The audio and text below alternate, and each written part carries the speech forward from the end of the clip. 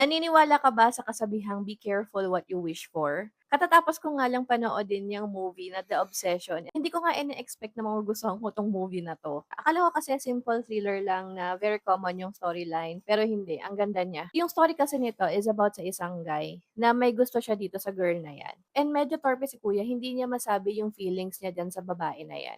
Then ito nga si kuya mo is nakabili siya ng isang item na puwedeng i-grant yung wish mo. Reregalo nga niya dapat yung item na yun diyan sa babae. Pero dahil nga sobrang katorpehan niya, hindi niya naibigay, siya na lang yung nag-wish.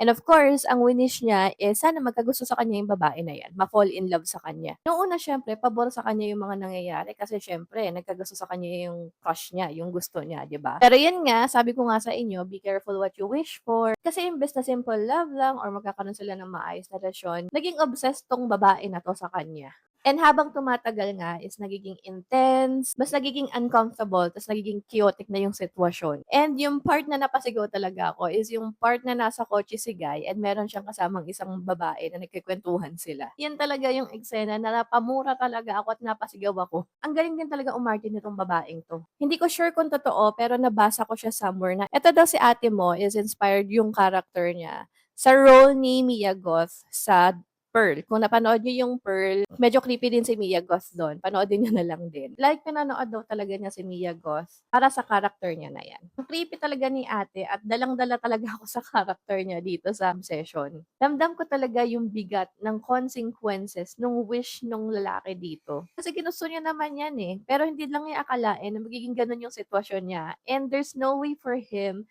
na makatakas dun sa sitwasyon na yun. Isang paraan lang talaga yung puwede niyang gawin para makawala siya dun. Kung ano man yun, panoodin niyo yung Obsession. It's a must-watch movie. And sa mga nakapanood na, ano masasabi niyo din sa movie na yan? Comment niyo diyan below. And for more movie recommendations, don't forget to like and follow me on this account.